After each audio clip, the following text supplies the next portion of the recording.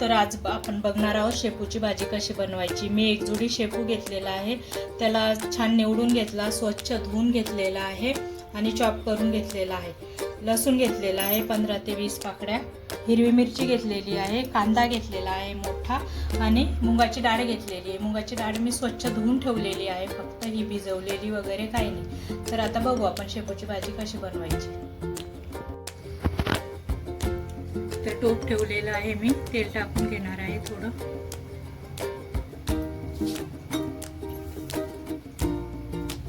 पावसाळ्याचे दिवस चालू आहे आणि पावसाळ्याच्या दिवसामध्ये छान हिरवा भाजीपाला येतो, तो आपण खायला पाहिजे। लसूण बघा, खूप मोठा लसूण घेतला आहे मी आणि हा गावरानी लसूण आहे लाल कलरचा, खाताना खूप छान लागतो। छान लाल होतं म्हणजे कच्चं पण निघून जातं त्याचं।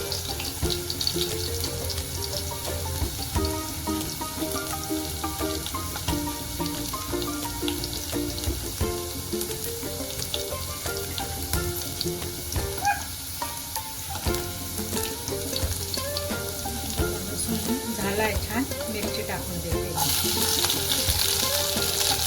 मिरची थोडी झाली तर लगेच कांदा टाकायचा।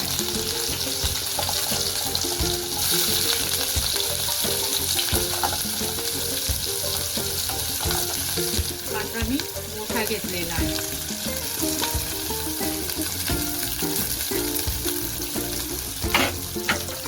कांदा पण छान देणार आहे आपण, कांद्याचं पण कच्चं पण केलं पाहिजे।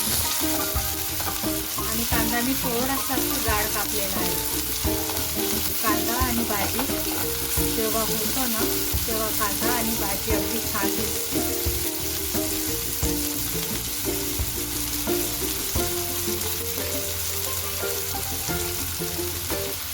कांदा 2 मिनिटं परतवून घेतो छान।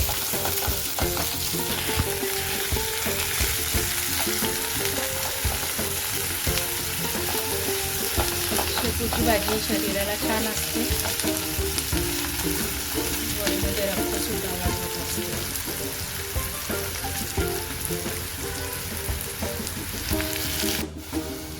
तर बघा कांदा कसा छान झालेला आहे, आपला कलर छान आलाय कांद्याला। तर मी भाजी टाकून घेते कांद्याला।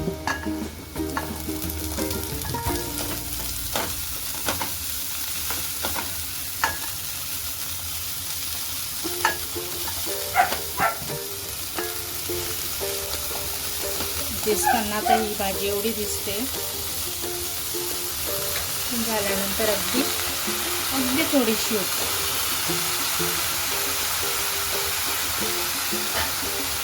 डाळ पण टाकून घेते मी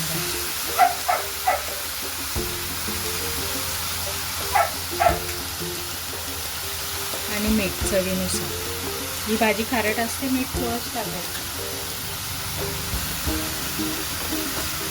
आणि हे गॅस मोठाच ठेवायचा भाजी बनवताना, कारण भाजीचा कलर छान हिरवा येतो। आणि झाकण ठेवायचं नाही, झाकण न ठेवता भाजी बनवायची।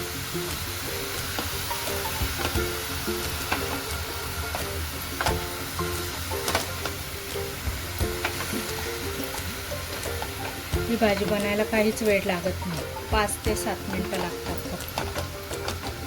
आणि मुगाची डाळ पण वाफेतच होत असते। तर चला भाजी होऊ देऊ, तोपर्यंत आपण दुसरं खाऊ।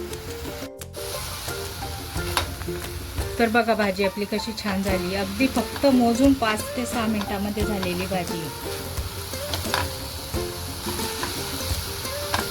तर चला प्लेटिंग करू।